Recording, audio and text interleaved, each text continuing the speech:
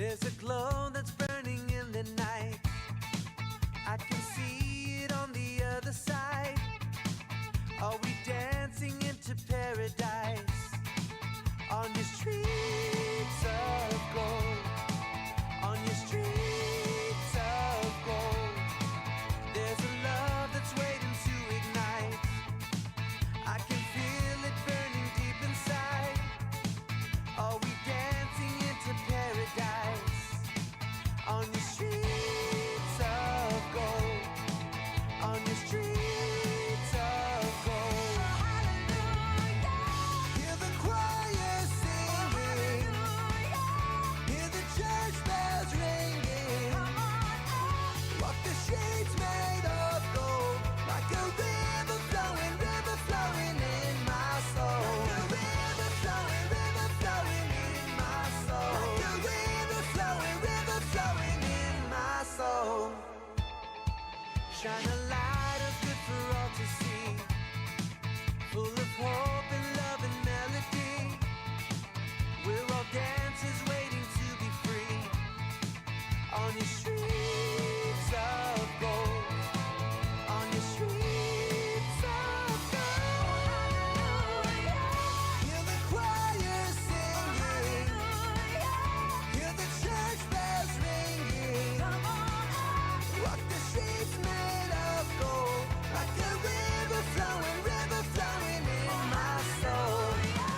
Hear the choir singing. Hear the church bells ringing. Walk the streets made of gold. Like a river flowing in my soul. River flowing in my soul. River flowing in my soul. Walk on the streets that are made of gold. We will walk on the streets that are made of gold. Walk on the streets that are made of gold. We will walk on the streets that are. Oh, hallelujah. Hear the choir singing. Hear the church bells ringing. Come on, Walk the streets made of gold. Like a river flowing in my soul. Hear the choir singing. Hear the church bells ringing. Walk the streets made of gold. Like a river flowing in my soul. River flowing in my soul. River flowing in my soul. River flowing in my soul. Like a river flowing in my soul. So tonight we're going to talk about fatherhood, and the good thing is that we have at least one father of children, and of course we got our spiritual fathers here as well. But today we're going to talk about dads in the domestic church. Hi, my name is Father Christopher Plant. I'm the pastor of St. Bartholomew here in Katy, Texas. My name is Father Rick Arriola, and I'm one of the parochial vicars here at St. Bart's. I'm Deacon Bill Wagner, and I'm one of the deacons in the parish. One of the deacons and a dad as well. Yep. Hi, it's great for you to be with us, and it's also great for us to be with you, Conversing Clergy. And this is a pre-recorded session, by the way. We're very glad that you're with us. Welcome to Conversing Clergy, clergy who talk and listen. Where's the button? Where's the ticket? See, this is pre-recorded, but we're going to let you see our mess-ups as well. Okay. Yeah. It's recorded Here I like real. am. Yeah, exactly. At your door. It's not live. It says live on there. Guys, don't believe it. They can hear And us. don't believe that other part. You know, okay, the reason why the whole intro was blasted all to heck is because we didn't have internet. The internet is down, right? I finally got I got a response from my business manager who was very good. She was on it, and she got the information that Comcast said that there is an unplanned outage in a large area. So we said, okay, well, fine. But you know what? We said, why don't we pre-record this session because of the fact that I'm going to be gone anyway next week. And so we said, why don't we just go ahead and do the episode tonight that we planned on doing for Wednesday, November 4th. And then we will show this to you when, for next week. And so that's what you're watching right now. If you're watching this next, the premiere, if you're watching the premiere right now, live. This is pre-recorded, so we're not able to read any of your comments or anything like that. But you can enjoy each other's company as you are chatting with each other. Again, it's Conversing Clergy, which includes also those who are part of the conversation, our laity. So that's why we're premiering it live for all of you. I could have just put it out there as a video, just at any time, but I decided to use a premiere format. So again, as you're watching, you can chat with each other too. It's kind of weird that people who are watching us right now, they know things that we don't at this time. I know. They know a lot of things. They know a lot of things. Yeah, things that we care for.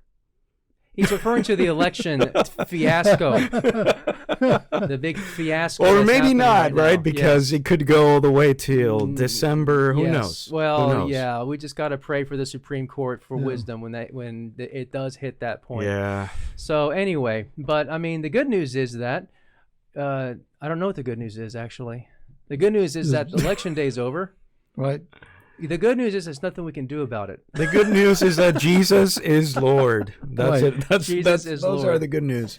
And Anyway. the other good news is that the Blessed Mother is known to snatch victory out of the jaws of defeat. Yes, Amen. exactly right. So anyway, I appreciate everybody's patience. I know some of you did join this live stream tonight. Again, this is November 4th that we're recording this right now. So we appreciate you, and we're sorry that we weren't able to get connected together. So there was a full outage, and they said it's going to be out until 11 o'clock tonight. So that's why things were kind of messed up in the beginning there, because we were just trying to get started. But anyway, I do want to say words of welcome to our subscribers, those who regularly visit us. We're so happy that you're watching this video right now. And we also want to welcome our Patreon patrons who help Conversing Clergy financially to continue to thrive and grow in its mission. And also welcome to all of our visitors. We're so happy that you're with us. We are thrilled. And if you want to continue in contact with us to participate in Conversing Clergy, and by the way, what is the purpose of Conversing Clergy? It's to be clergy who converse with each other and also with the laity, and converse with Jesus himself, so that our hearts will burn within us with divine grace, with love, with joy. And we hope that that's what you experience when you join us Conversing Clergy. We do that through our Wednesday live programs, which are pretty much always live except for times like today, and also when we publish our videos, and also when we do our rosaries on Tuesdays and Thursdays.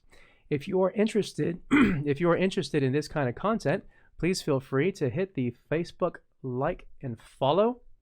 Also like the video if you like it, to let people know about our video. And on YouTube, hit the subscribe button and the bell. If you hit the bell, you will receive notifications. That's the most important thing. It's actually more important than subscribing. And make sure to hit the like button if you like our live stream so far, our pre-recorded premiere. The first pre-recorded premiere that we will do. Actually, that's not true. The first pre-recorded premiere will be Tuesday. It will be the Tuesday Rosary. Yeah. You seem so enthusiastic about that. No, it's because I'm not going to be there. I'm you're not. Do it. Well, it's pre-recorded. Yeah, exactly. Yeah. Well, yeah, I know that. Anyway. So, I don't know what I'm doing right now. I'm just totally off my game right now. All right, anyway. No, you know why? Because usually at this moment I say, now's the time to chat. But chat with each other. Introduce yourselves to each other. Ask questions, maybe have your own dialogue. But today, the subject is about dads in the domestic church. So we wanted to go into that topic and talk about, even just from experience, what we can draw in terms of what it is to be a dad in the domestic church, what it is to be a Catholic father of a Catholic household. So that's why we have Deacon Bill with us, who is a Catholic dad, and draw from his experience, and also we're going to draw a little bit from the tradition of the church. What does a church give? What kind of advice does a church give? So we'll go into that for a little bit, and then after that we will have some meme time. You know what? We're going to have some meme time. And usually I say, if you behave yourself, you might have a third. This time I'm going to declare that you will have a third meme. Maybe a fourth. No, there's no fourth. Sorry. No? No, you there's no fourth. have four. Oh. No, I don't. Not always. I used to. But because of time. But now we have the time to do a fourth. Yeah. Well, maybe we can do a meme ourselves. Yeah. You know what? You can send me a meme, and then I'll just do a screen share and show, hey, this is what Father Ricardo just sent me while the rest of us were having a conversation. This is my kind of humor. That's what you find out people's humor when they send memes, Deacon. You know if somebody has dry humor or silly humor or not Or no not humor humor, at all. no humor at all. Some that are not funny at all. They just don't like their jokes. Yeah. Yeah. All right. Well, before we get started, we are drinking coffee. Tonight, I am drinking straight up, unadulterated, caffeinated coffee because I need the energy tonight. Whoa. And my mug has South Padre Island because I went to South Padre Island with some priest friends of mine not too long ago, and I picked it because we're talking about dads. So, Padre Island. Oh. Get it? Oh. Yes. Oh. Yes. Nice. Yeah. Well- Soak that in. Yeah. Well, I was also inspired by the topic of today, and it says Father Ricardo there, and obviously a different kind of Gee. dad. So that's what I have, Gee. and it's just water for me. Well, I had straight up coffee myself. I haven't had caffeinated coffee in a long time. Oh, really? Yeah. Why is that? Well, I don't know. I just decided that decaffeinated might be better than caffeinated coffee. Especially at this time. Yeah. Well, If you just decided that, but it's not true. It's not true in general. You can't just make this. You can't just make decisions like that. I can't. You can't just say. You can't just sit there and declare that. Doesn't he live in a free country? That decaffeinated coffee is better than caffeinated coffee. I'm triggered right now. Yeah. Where's my safe space? Yeah. Well, that's what I did. That's what I did, though. The way that happened was my daughter was going to the store for me and buying coffee, and so she brought back a big old box of the Keurig little cups, and it's a big box, a combination kind, and picked it up and looked at it. It said decaffeinated, and I've been thinking about switching, and so she said, "Well, I can take it back for you." I said, "No. Let's see what happens." So I started using it. And for the first 2 weeks, every 2 hours, I was falling asleep. No caffeine. Because of no caffeine. No caffeine. But then you purge it from your system. But I'm used to it. You're used to not having caffeine. That's right. I can handle it. I like the taste of caffeine. I don't Does it think it have has a taste. You can taste caffeine. No. Yeah, you can. Come on. Absolutely. Well, I've gotten used to not No. having. I like the flavor of caffeine. Yeah. It gives you something, but it's not flavor. The caffeine, yes, I like the Yeah. flavor of being awake.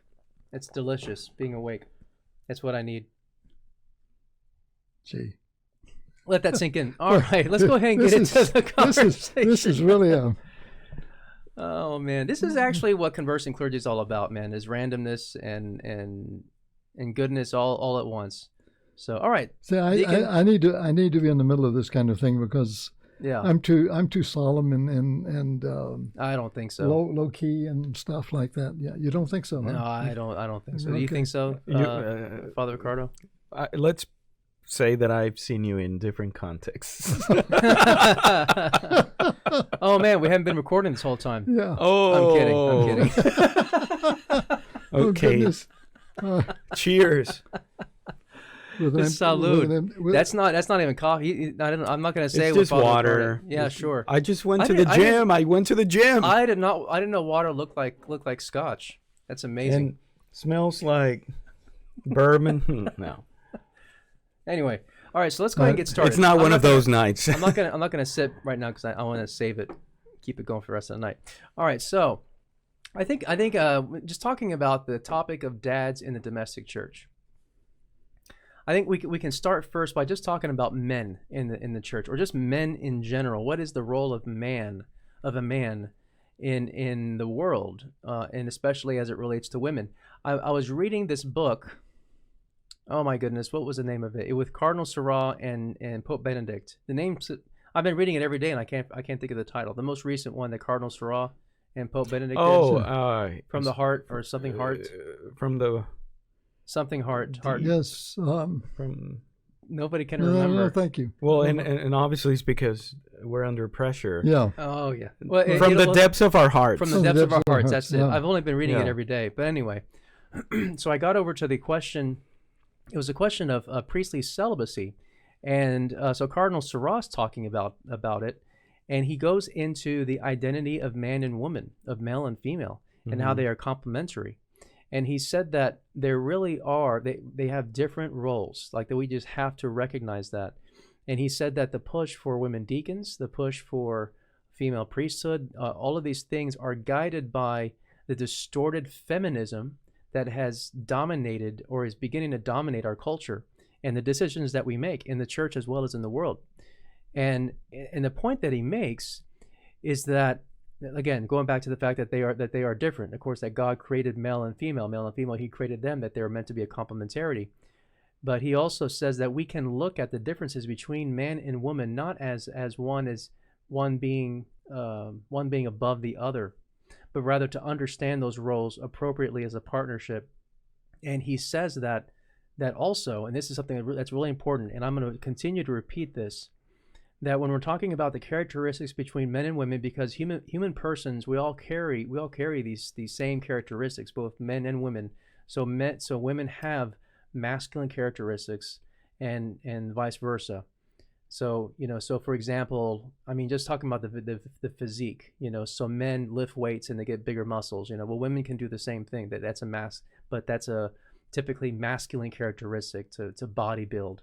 Ironically, I have heard that the woman's fertility cycle actually slows down or shuts down completely when they're in athletic training. I just heard that somewhere, like figure skaters and all that in ballet, But doesn't So I've heard that something before. similar happen to men? No, Testosterone or no, something? testosterone goes up when they work out. I've heard something that it does have an effect in men. Oh, have an effect, yeah. That it's not very good. No, that's not what I've heard. That's not what I've heard. So No, I've heard it has the opposite effect. no, That testosterone increases. who knows? But Well, I didn't come prepared Are you to. talking about bodybuilding? Yes, like bodybuilding? those, No, like I'm not talking super. about that. I'm not talking about that. No, you're right. That does have negative effects. Yeah. I'm talking about just looking at in terms of what is most proper to each person, male and female. But a female can have the masculine characteristics or Okay. that which men have. But Cardinal Sarah says that he says that it's not a question of exclusive ability. Like, oh, you're a woman, so you can't do X. Now, obviously, there are some things that women can't do that men can, and vice versa, that women can do and men can't do. Like, you're a man, you can't have a baby. It's just not supposed to happen. So that's just an example. But what he says is that it's a question of naturalness and intensity. Those are the two words: naturalness and intensity. What comes most naturally to women, and what is it that, and with the greatest intensity, more intensity than with men. So going back to the different roles. So women have an emotional vitality and a nurturing ability with greater intensity and naturalness than men. I think this has to be obvious. Now, men should also have they need to have also emotional vitality, and they also need to know how to nurture, but they're not going to have it with the same naturalness and intensity, that God gave that role to women. Now with men have the charism of governance, and also to be a protector, governance and protector. And that's the one that women, not women, but the feminist movement fights against, right? And Cardinal Sarah makes the point that is what is most natural and with the greatest intensity for men. That doesn't mean that women can't govern in any way, that they can't be bosses, managers, CEOs. That's not what that's about. But it's rather in terms of the complementarity of the sexes, that men have it with greater intensity and naturalness. So I thought that was really good to make that distinction. Anyway, I just want to kind of put that out there, and we're not going to go too much into that, because in a future episode, not maybe in a couple of weeks, or when I get back at the end of November, we'll talk about that some more. But I wanted to put that out as a baseline. You know what happened to me literally today, this afternoon? I went to a store and I had to leave really quick because I had a meeting. And just like that, the person there attending asks me, "Can I ask you a question?" Sure. Why can't women be priests? Bam. Literally, and I'm like, I need to leave. But I said, okay, Lord, you just give me something to give to this woman that she was Catholic. And so I just said, because Jesus is a man. That's it. I said, because Jesus is a man. And I said, in the Mass, the priest represents Christ, and actually Christ uses the voice of the priest. Yes. And when he says, "This is my body," right? You know that God assumed a male body.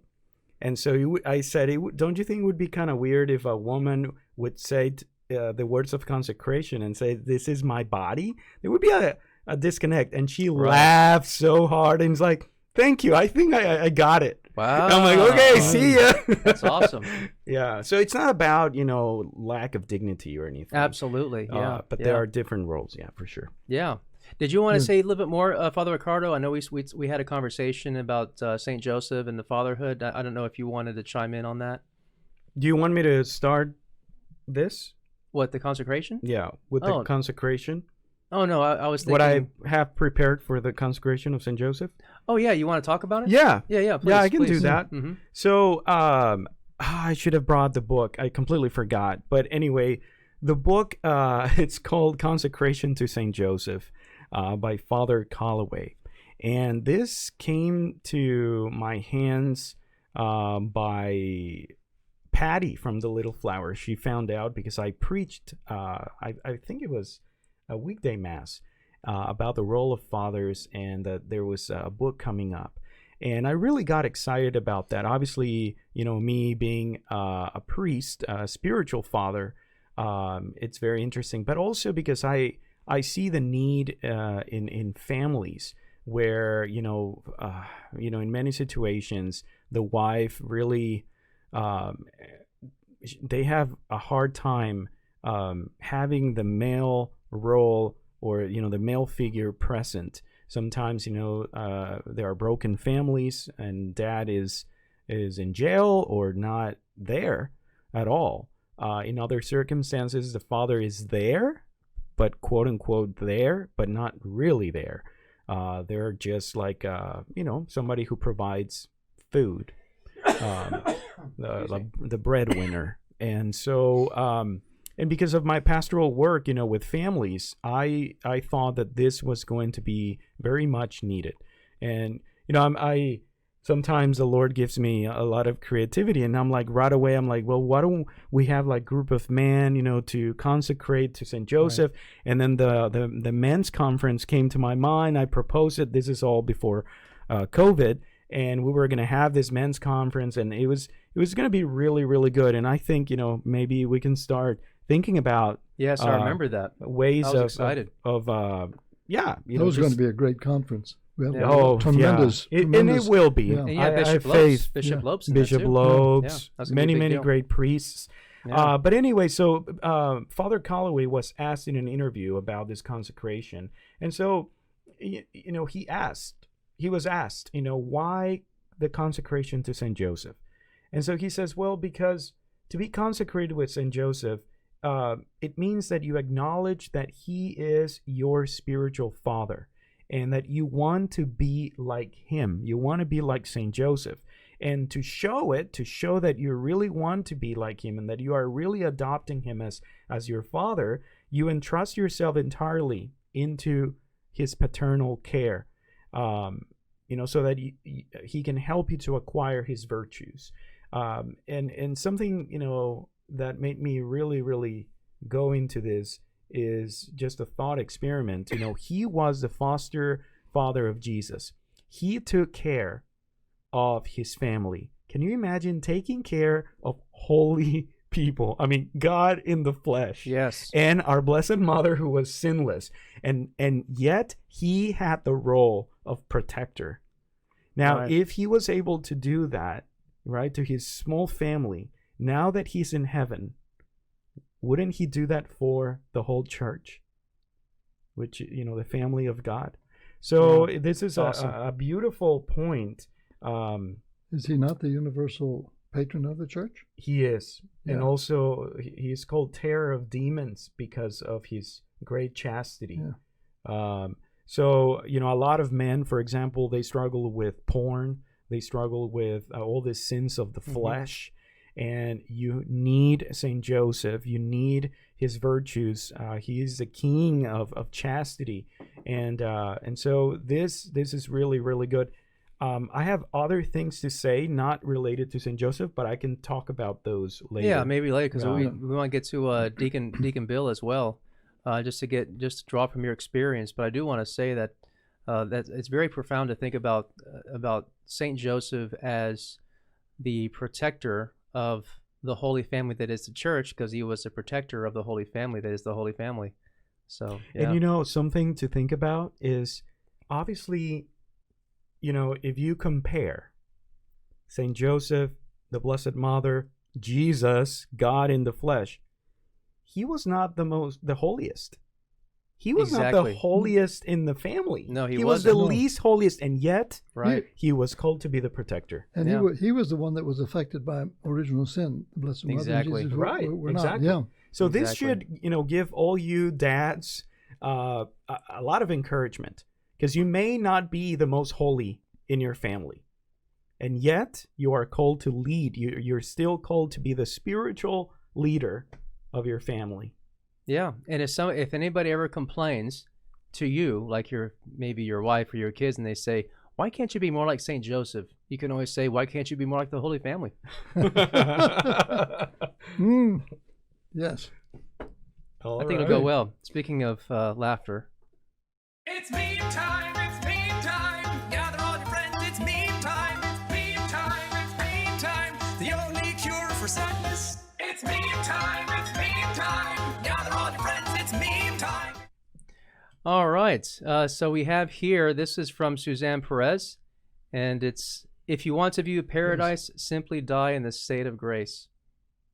Now you have to understand Willy Wonka in the Chocolate Factory, and here you have to hear the song in your head. I don't know the song. I If know you it. want I'm- to view paradise, simply die in the state of grace. Oh, okay. Yeah. Okay. See, I'm culturally deprived. No, I mean, da- I don't. Okay. Well, you should I haven't seen it. You I should haven't seen recognize that movie. music, because that's what you hear in the liturgy sometimes. The Lord Not at is St. my Bart's anymore. salvation. Not anymore. Not No anymore. muss. No muss. No muss. No, seriously. That when I can't remember the name of the song in mass, but that's what it would be. It would be the Lord is my light and salvation. Whom shall I fear? Or yes. something like that. I don't remember. The But you know what I'm talking Lord- about? So it's also a Willy Yeah. Wonka song. Anyway, so thumbs up if you liked it, thumbs down if you didn't. Let's get into a thumb war unsupervised, since I am not watching you because this is a pre-recorded premiere and I'm out of town. Should I fear? There's that one. Yeah. There's that one. I almost cry when they sing that one. Out of It appeals to my emotions, like really, really deep. your sarcasm is dripping. Dripping sarcasm. It's great. Well, All right, Deacon Bill. Are we looking at me? We're looking at you. Yeah. What's All up? right. So Okay. tell us about your experience as a dad in the domestic church. Well, that's it. A lot of the things that you were talking about, especially governance and being a protector, and then you were talking about being present to your family. Mm. I had to learn all of these things because that didn't necessarily that wasn't me prior to my conversion. I was married, had 2 kids, and didn't have a clue. And of course, post conversion, these things came about in my life, and I was actually taught these things. The first one, governance, I learned from my wife, because I was out on the road a lot. I had the entire southern half of the state of Texas to cover, and it really began with disciplining of the children, because I'd be gone for all week, come back in on Friday night, and I would just want to head for my, soft chair, and she would say, we have something to talk about. You have to take care of the kids. And I didn't want to do that, but she made me. She made me be the head of my household. And that's something that was not, I didn't want to take on, but I had to. She was a very quiet person, but she had a firmness about herself where that was concerned. And so that started with disciplining my children, but it also went into eventually into becoming the spiritual head of my family. I remember being attracted at some point in time to the rosary and decreeing in my family that we were going to pray the rosary every evening. And of course, that was trauma time for the kids because for all these years, their lifetime, we hadn't prayed the rosary as a family. Mm-hmm. And now they had to. And, why do we have to pray now? We haven't ever prayed before. Mm-hmm. But so that's one of the things that I had to learn, is to become the head of the household. And my wife was not affected by all of this feminism stuff. I mean, that's what she wanted me to be, right? To take charge. Mm-hmm. And I wasn't really inclined to do that, but she made me do that, and I thank her for that. Mm-hmm. I thank her for a lot of things. Secondly, we were talking about being a protector. Bishop Sheen, and this is something that I read reading the bishop, the good bishop. He said the greatest and most precious gift that you can give your children is to love their mother. Mm. And wow, that hit me, and so I began to look for opportunities. And I hope my daughter doesn't listen to this, because this is a story about her. Well, she can't do anything about it right now. No, I yeah, my daughter was a great kid, but she was 14, 15 years old, and she had her problems, and she was fussing at her mother one night because of her mom wasn't going to let her do something, and she was just going on a rant. And I jumped all over her because she wasn't going to talk to my wife and her mother in that tone, because my wife was all gift. Mm. She had done, and I listed about 42 things in a minute and a half of what she had been doing for my daughter. And I believe that it had an effect on her, because I felt that the need to protect her. Mm. That attitude of learning to love my wife, because when I first got married, I really didn't understand what a wife was or who a wife was. And so I had to develop that, and my wife had immense patience with me. And I ended up doing things like stopping along the road. I did this, I remember one occasion I did this and picked a whole bouquet of bluebonnets because I knew my wife liked bluebonnets. Well, I didn't realize that Friday afternoon we were setting up for a pro-life auction on my driveway over in West Katy. And so I parked the car down by the driveway, and I got out of the car, and I was walking up the driveway, and all these women were up there with my wife, and I was walking with a bunch of bluebonnets in my hand, and I gave it to her, and God, I got a phone call from one of the guys later on. What are you doing? Giving your wife bouquets of flowers. Now I have to do that. That's right. Because they'll talk about it too, the other wives, yeah. Oh, yeah, it really got around. So, but that was something that I had to learn. Like also, my wife, you couldn't give her a gift. Or at least I couldn't, because she didn't want a gift. She could buy what she wanted, but she did like not a dozen roses on her birthday because she was too frugal, but 2 roses in a vase on her birthday. She really appreciated that, and I learned to do that as well. It's those little things that you do that show your appreciation for your wife, your love for your wife. And that protective nature, I think, was evident because I just didn't tolerate my kids. Yeah. Right. Interesting, very interesting connection, Deacon, about, becoming a good father it begins by becoming a good husband. Right. Oh, absolutely. Yeah. There's a relationship there that it must be established because, and you also, I'm pretty sure, like you love your wife not only as a woman but as a mother, right? That's probably a characteristic that you admire in her.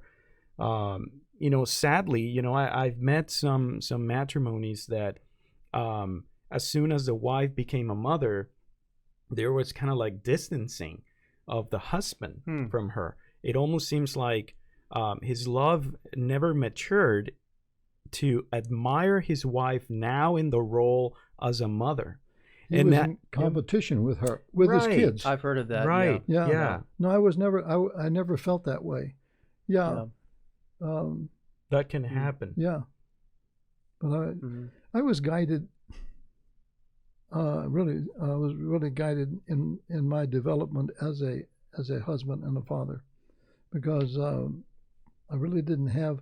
I had a lot of good knowledge, but as far as being practical, and some of this came out the fact that I was in the seminary for a little over 8 years, and I got out into the world, and I just went kind of nuts, and I didn't.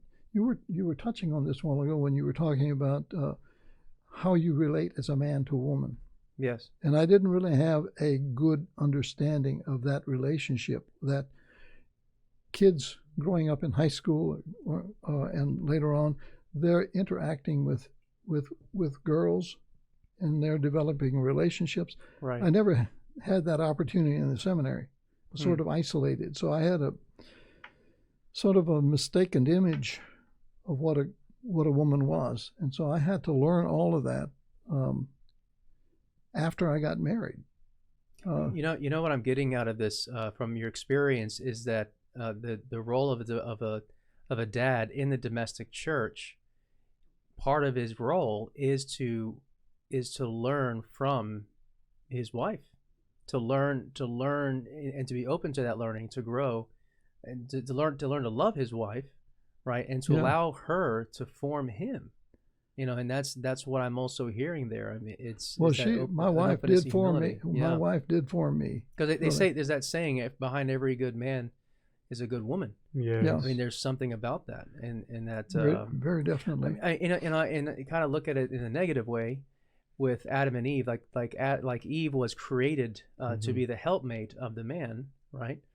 And the woman influences the man, and so you just think about, why did the devil go after Eve first, right, rather than going right at the man first? Well, it's because if he cannot get at the man directly, he knows that the woman will influence him, so that's why I've heard that before. I don't know where I've heard that before, but I have also. Yeah, have you heard that before? That Yeah. to go after the woman, because the woman can influence the man, because the man gives his heart over to his wife, and the woman helps to shape him. It's like that, again, going back to even that nurturing, nurturing. When I think of nurturing, I'm thinking of the clay pot or the clay sculpture or whatever, just shaping within those nurturing hands. That's I kind of see that when I think of a woman as a wife nurturing her husband and helping him to grow.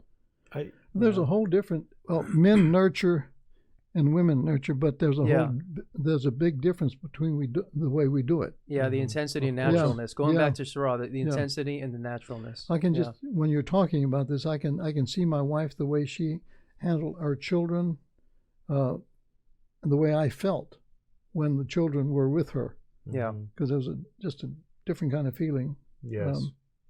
Going back to that scene in the garden with Adam and Eve, what I've read in the past is that Eve was alone, and that's when Satan got her. In other words, that the man had lost his role as protector. Yes, where was Adam, right? Where was Adam? Yeah. When Eve was so close to sin, and the Satan just did it.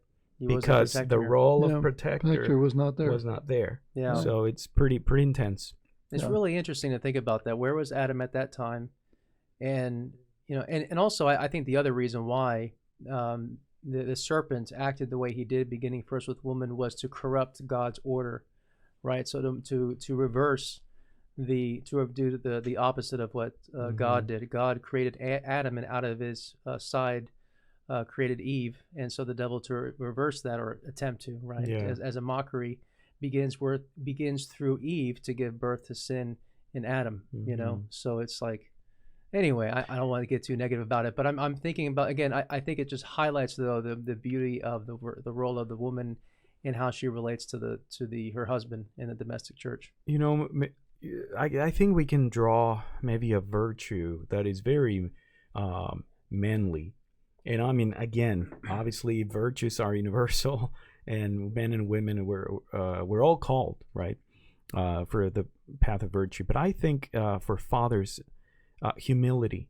You know, first, you know, Jesus, right, as the model of humility that every man must mimic. And what you were saying, that the man has to allow the woman, his wife, to teach him how to be a man, how to be a husband. And he also has to have the humility to recognize his weaknesses and allow his children to form him as a father. So I think humility, it's what I'm getting as the one of the biggest virtue of a father in the family. You know what I'm thinking of right now? I'm thinking of my experience in high school. I don't know if you've ever had this experience, but when women mock you and tell you you're not even a man, it is the most emasculating experience ever. I don't know if you ever had that experience.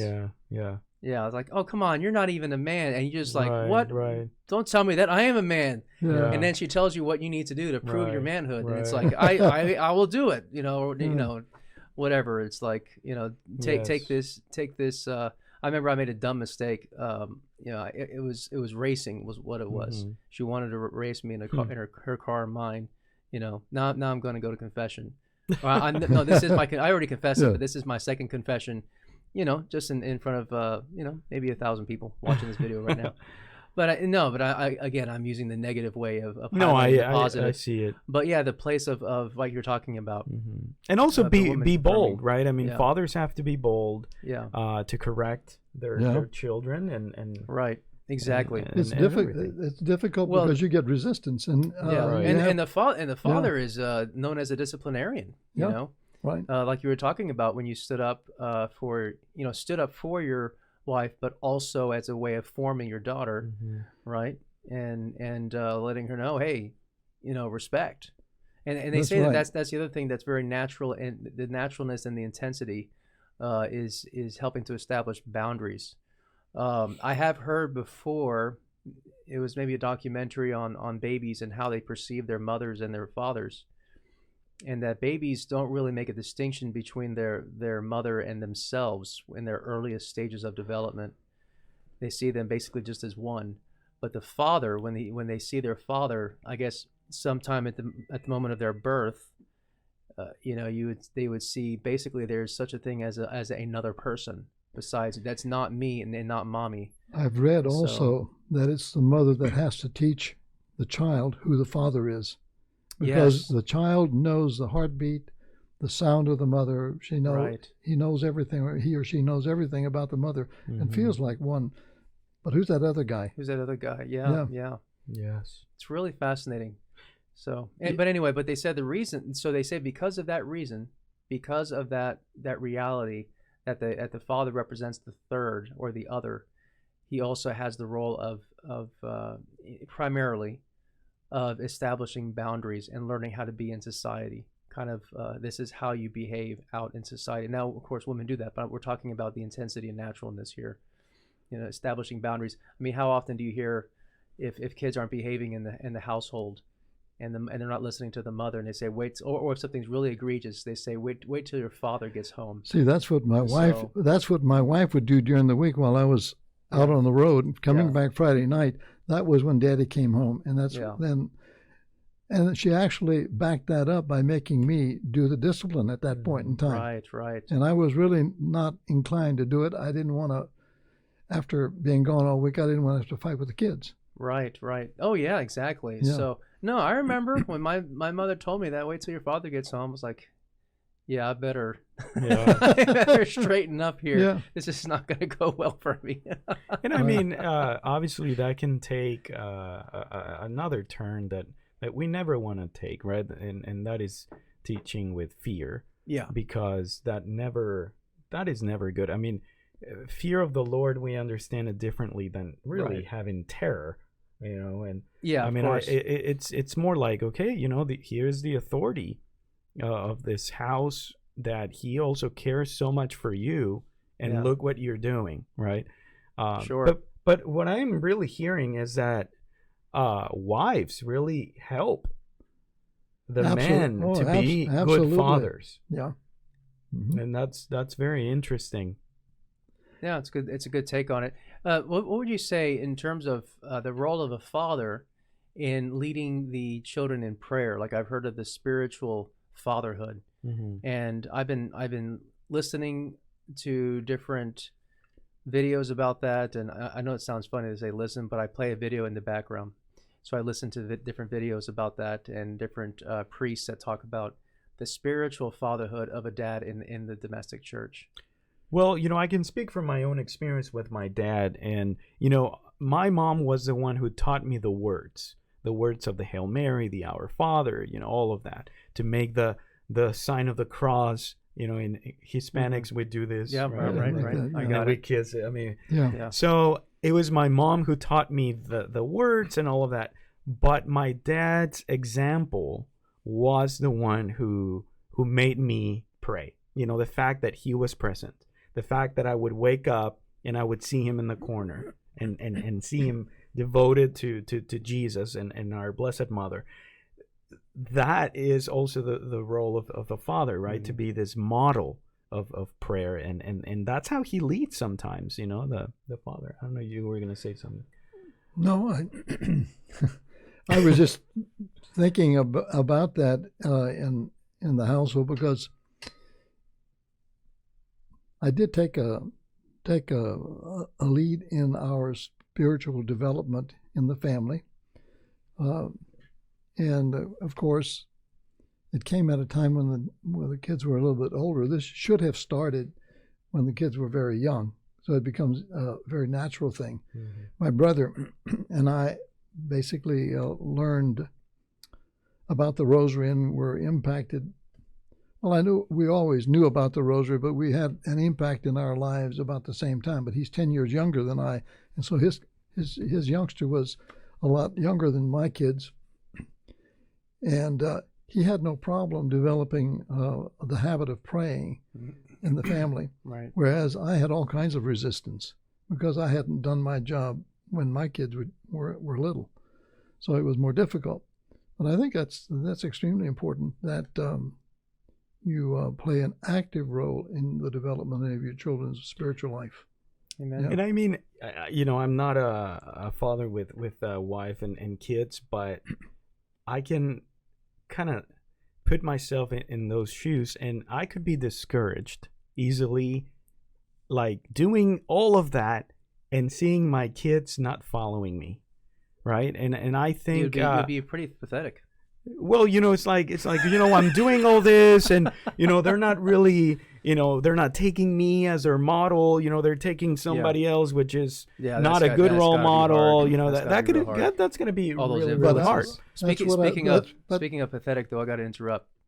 It's meme time, it's meme time. Gather all your friends, it's meme time. It's meme time, it's meme time. The only cure for sadness, it's meme time. So this one is from Elizabeth Messina, and it's a chameleon with the frog. The frog, for some reason, the frog is on the branch, and the chameleon has its hand on the frog's face. The chameleon is the Holy Spirit, and the frog says, "Me about to comment on someone's political post." So the Holy Spirit's holding his mouth shut. I don't know if you can kind of see it from Yes, there. I do. I'm trying to figure out how did they even get that photo? I mean, is that photoshopped, or did they really take a photo of a chameleon next to a frog, and for some reason a chameleon grabs a frog's mouth And for some reason, the frog stays there and lets the chameleon grab his mouth. I am 99.99999 that it's Photoshop. You think so? Yeah. Well, 99.9.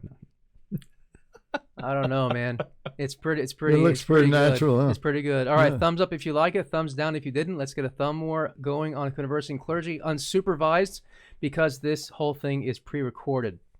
All right. So y'all had some further thoughts you wanted to talk about. Okay. I love this parish because we have evidence right in the midst of our parish of families that have young children and their dads are intimately involved in the family life. They sure are. And those kids, I think, see the boys and the girls, and that's something extremely important for those young kids growing up from very little on. They get an understanding of who a mother is and who the father is and how the mother and father interact between one another. And those boys, I think, they hold their fathers as heroes in their minds. I mean, Yes. just look at the way they function, and and not only that, these families gather sometimes outside, lots of times on Sundays after the 9 o'clock mass, and there are other families that are doing the same kind of thing. So they have others that feel the same way about their families. So they're an example to one another, and the families are doing the same thing. And I think that's extremely important, that they have that social contact between one another. Yeah. I just love that. That's why I started. That's why I started sitting in the last pew on a Friday morning, because at one point in time there were about 4 families with they were my 5+ family. Yes. I had a club going, Yeah. a virtual club, 5+. The 5+ Club. Yep. Yes. And I started sitting back there because I had gotten little rumblings about the kids or something. So I went and sat right back there in the middle of them as an example to others, that this is something that's beautiful, to bring their children to Mass. Wait, what kind of rumblings? About the kids making noise or something? Yeah, nobody said anything really. I mean, but I got that feeling that sometimes the kids, Yeah. Someone said that a church that isn't crying is dying. That's right. I believe it. But really, Yeah. these children are being taught, and I've watched this with these families. It's probably when there's a new baby in the family, the last one, the one prior who had been the baby in the family, he's the one that causes the problems because he isn't getting the attention anymore. Yes, and right. the others are sort of maturing as they, Yeah. I can see Yeah. that for sure. Yeah, and those families are great too. I really enjoy. It's funny. The other day, the youngest out of this one family that's in the 5+ Club, the youngest, I think he's 3 years old, and he comes up, and I'm distributing communion. Okay, so, he comes up, and of course he's way too young for communion, but he comes up and he has his hands folded, and he extends his tongue to receive communion, and I said, Ooh. "Get your COVID-infested, filthy tongue away from me." I'm sorry, I didn't. You didn't say that. Totally kidding. I didn't say that. You didn't No, say I was really impressed. I was like, wow, look at that reverence, and just like he's ready to receive. I mean, See, just because of the Wow. example of the whole family. You Yes. bet. Oh, absolutely. I think Fantastic. it's important for men who are fathers to own their vocation.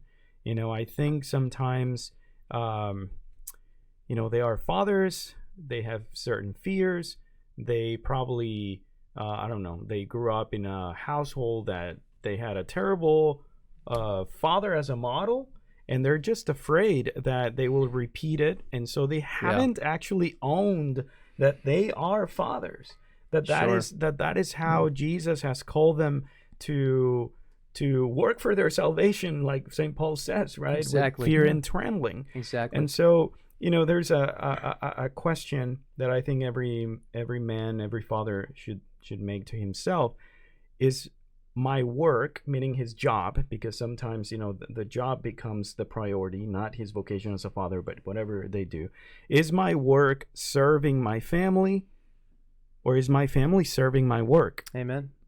right? I mean, that's an a extremely good question. yes. Yeah. And that's I believe something. It's like, no, own your vocation. You're a father. God gave you a wife and kids for you to protect from the evil one. That's why for the diaconate, it's understood when you're studying for the diaconate, they tell you your marriage is your first vocation. That brings up another point. Yes, that's I an have interesting point. You know, that's an interesting comment because, I know because my dad's a deacon. Yeah. And yeah, they both told me about that. well, see, I heard that always too. It's God, family, Mm-hmm. because that's your first vocation, and then the diaconate. Well, I learned something that the family became a diaconal family, Hmm. and that leads into the last point that I was going to make. Okay, yeah, go ahead, shoot. We're To- almost to be- out of time, but To yeah. be present to your family, and I learned that from the diaconate, because the diaconate can become all-consuming, and you can't let that happen when you're the father of a family. But the family themselves learn to sacrifice. But then also the father has to sacrifice himself to be really present to his family. And the way that happened in my household, we sat down at some point in time. We saw that things weren't working correctly. So my wife and I sat down, and she knew the schedules for the kids. And we'd go down the road maybe 6 months, even to a year, and mark out those things that we knew that were going to take place. And they held top priority over everything. Mm-hmm. Right. And sometimes that conflicted with my diaconal role, but thank goodness I've always had pastors that have recognized the fact that I Yes. did have a family. Absolutely. And so so important. And I think the family appreciated, I know my family appreciated the fact that when there was a concert at school, my daughter was playing in the symphonic band, I was there. Or when she had a tennis match, I was there. Or that my son and I took off on a Saturday morning and took his little fiberglass boat with a 15 horsepower engine and went up to Lake Somerville to go fishing and prayed the rosary all the way. Nice. But Yeah. to be present. Presence, not presence. Yeah. Presence, not presence. Yeah. Although presents are nice. Yeah, that's right. That's true. Well, this is great. No. So this has been a fantastic conversation. Thank you so much, Deacon, and thank you, Father Ricardo. Of course. This has been a good conversation. I'm so glad the way it turned out with what seemed to be an absolutely catastrophic beginning for the evening because of the internet going out, but then we're having a great conversation, and I hope that all of you who are watching this at the time that this is going to premiere, that you've enjoyed it as well. Again, this is a pre-recorded session. And while I'm right now on the topic of really hoping that everybody's enjoying this, please feel free to hit the follow and the like button on Facebook, as well as hit the like on the video if you do like it. And if you're on YouTube, hit the subscribe button, and most importantly, hit that bell so that you can be notified whenever we go live or publish our videos.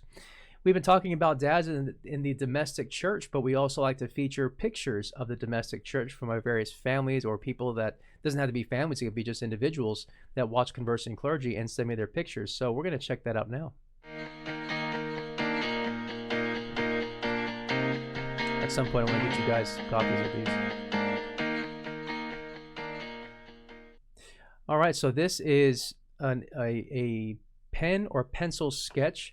This was sent by Eddie Michel, and I'm pretty sure this is Teresa of Avila. I didn't get from him the name of the saint, but it looks like Teresa of Avila, right? Who did that? This is Eddie Michel's grandfather. Wow. Yeah, Okay, really okay. amazing. Yeah, it is Saint This was- Teresa. Yeah. Yeah, this was like, he said he was like 10 or 12 years old when Wow. his grandfather was 10 or 12 years old when he drew this. I mean, it's just the No, it's fidelity great. to the original. It's just absolutely amazing.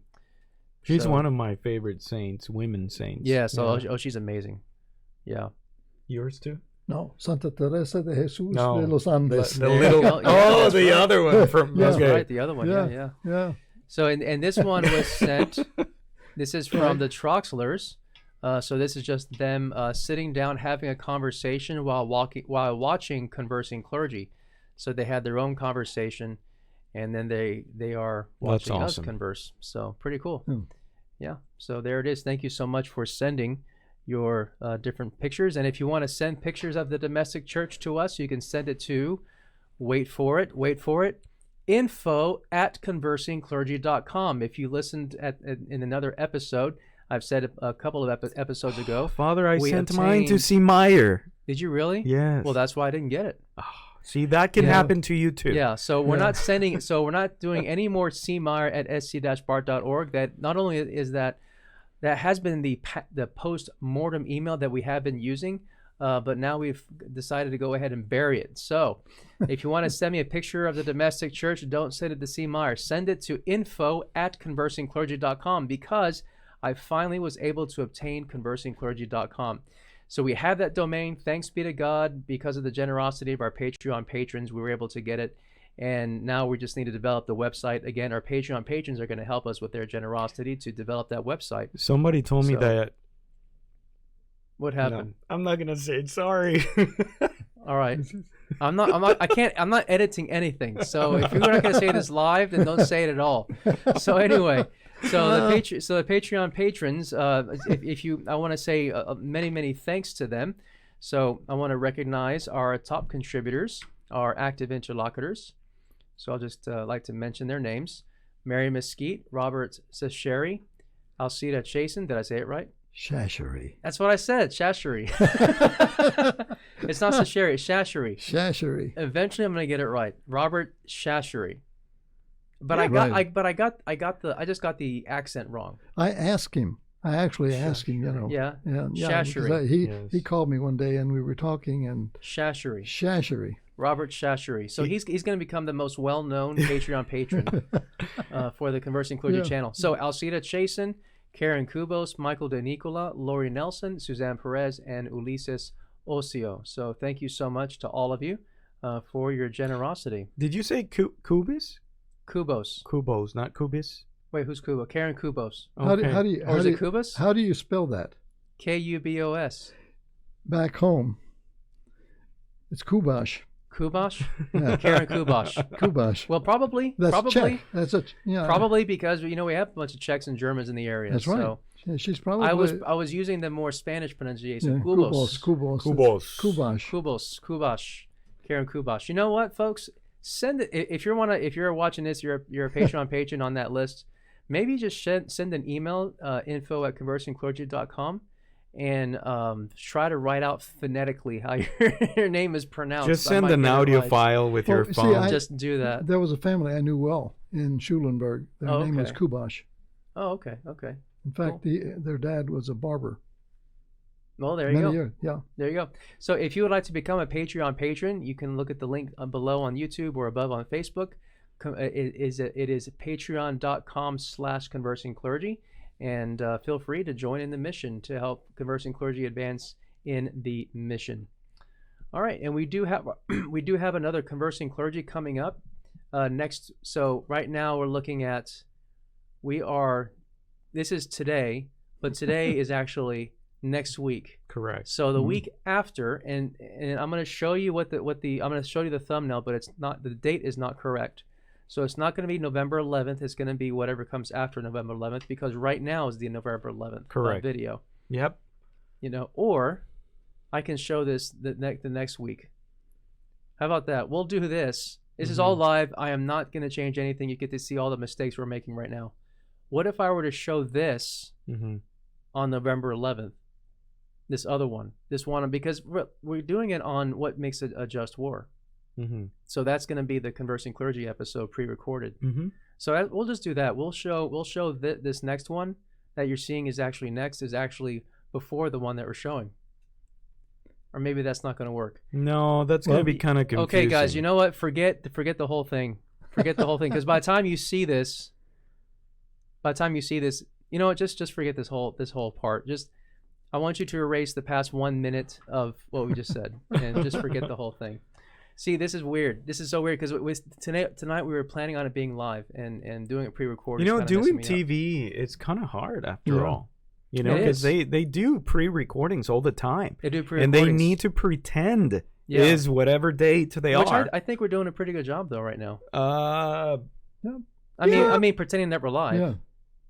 Oh, I think so. I mean, We're good. I mean, there's nobody watching right now. Probably Nobody. Probably even Right more- now, We're we're probably literally- even more silly than we would. You know, I mean, what? the feeling is almost the same, except that we don't have questions. We don't Yeah. have questions. Yeah. Yeah. But right now, literally, the only one watching is my personal computer recording us. We're talking to the computer. I've been talking to Just you let that guys. sink in. Yeah. That's true. That's Yeah. true. We're talking to each other. Right. All right. Awesome. So let's see other announcements. Let's see. I want to make sure I get everything for everybody. The announcements that they want us to make. Oh yeah, there is an announcement. Meantime, bonus.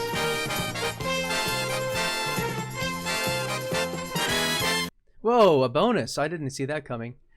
So this is from Elizabeth Messina, and it's the Twilight Zone guy. And he says, imagine, if you will, an atheist stuck at a green light behind a car with a "Honk if you love Jesus" bumper sticker. You need me to read it again? Yes. An atheist stuck at a green light behind a car with a "Honk if you love Jesus" bumper sticker. Do I need to read it again? He's stuck at a green light. He's stuck at a green light. He's tempted to honk, Yeah. but the sticker says, "Honk if you love Jesus." He can't. He's an atheist. Yeah. That's pretty clever. We should do it and record it. What? Do that. Let's We actually need to- buy a well, bumper But sticker. we need to find an atheist. Everybody's an atheist right now. That's true. The chances of having an atheist is pretty high right now. Yeah. Thumbs up, thumbs down if you like it. Start Unfortunately. an unsupervised. Just thumb go to war. campus, a college campus, and Hey, we'll do that there you go. around a college We're gonna campus. find. Yeah. We gotta find professors whenever they're arriving to school. That's when we'll do it. Yeah. Yeah, we'll find a. Wow. That's what we'll do. Sorry, if you're a professor and if you believe in God, sorry. If you believe in God, then you also believe in mercy, and you'll forgive me. There you go. Well, depending what God, Pachamama. Oh, we have- Pachamama. We have a professor that comes to daily mass. Really? Not everybody. What quite university? Often, he teaches he teaches in Galveston. Ooh, that's yeah. far. He drives down. Well, right now he's doing his classes over Right. Zoom. Oh, Yeah. that's nice. Well, Yeah. greetings. Hmm. So he's Yeah. a parishioner, or he Yes. just comes? Okay, No. He's a parishioner. nice. Cool. Sounds good. Let's see. I do want to make sure I get all the announcements before we wrap it up for this evening. Let's see. If you want to contact, there it is. Yeah. So there's my email. The Conversing Clergy email, info@conversingclergy.com. By the way, we haven't developed the website yet. So if you go to conversingclergy.com, if you type in that URL, it'll take you to the GoDaddy website, and they're going to say that the domain is available to be purchased. And what they're going to try to do is they're going to try to get you to use their brokerage services, to use them to reach out to me to buy the domain. It's really, really silly. Hey, how appropriate. GoDaddy I know. for today's show. For today. Yeah. Right. Good, good for you. Good. Are Oh, you boy, enjoying it? He's sharp. Hey, enjoy it. Enjoy it. Yeah. Enjoy the moment. Yeah. I am. That was good. Live meme time. Yeah. So, don't do that. That's more of the story. Or if you do, I'm willing to sell it for a couple thousand. Okay, you can go to givebart.com for information for the website, and also, if you want, you can go to st-bart.org for information there. If you sign up for Flocknote, that's the best way to get information from St. Bartholomew, the fastest, most efficient way to get info. So if you go to the front page of st-bart.org, move over to the left side, and there will be a form that you can fill out with your first and last name, email, and also your cell phone if you want to receive information in that manner. Anything else to be announced? I put up there the St. Bart's Adoration at iCloud.com as well. Good. If Yeah. people I want to mean, sign I up. just want to thank for all the volunteers for the traditional Latin Mass. A lot Amen. of people went to help us, and obviously for those who went and pray the Mass, thank you for your company, and those who watched also the live stream mass, although we had some issues. But if you want to watch it, you can go to the YouTube channel, and it should be there. Amen. So thank you. Awesome. There's all the announcements. I think we're pretty much done. So thank you again for joining us, Conversing Clergy, and we'll finish with the Salve Regina that we can chant together. Salve Regina, Mater misericordiae, vita dulcedo, et spes nostra salve. A te clamamus, exules filii Eve, a te suspiramus, gementes et flentes, in hac lacrimarum vale. Ea ergo, advocata nostra, illos tuos, misericordes oculos, ad nos converte. Et Iesum, benedictum fructum ventris tui, nobis, post hoc exilium, ostende. O clemens, O pia,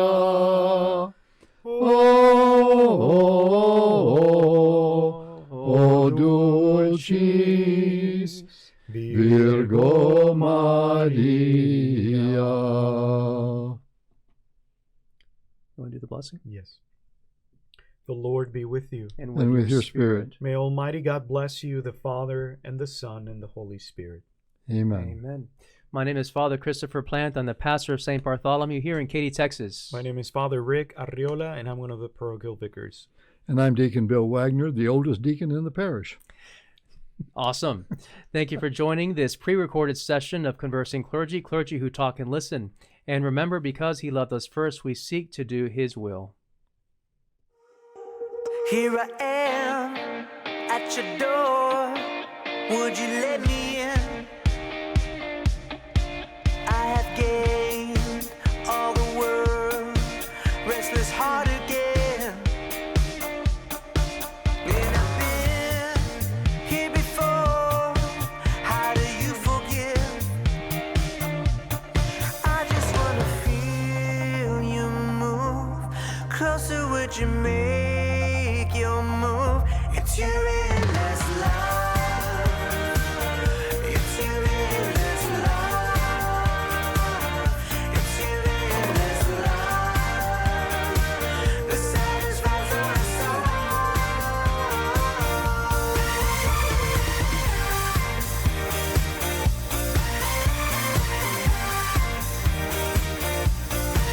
There are wars in my mind, fighting who I am.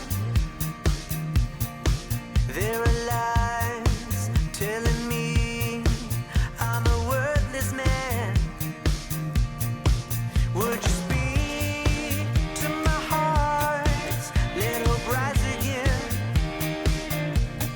I just wanna feel you move closer. Would you make your move? It's your endless love. It's your endless love. It's your endless love that satisfies our soul.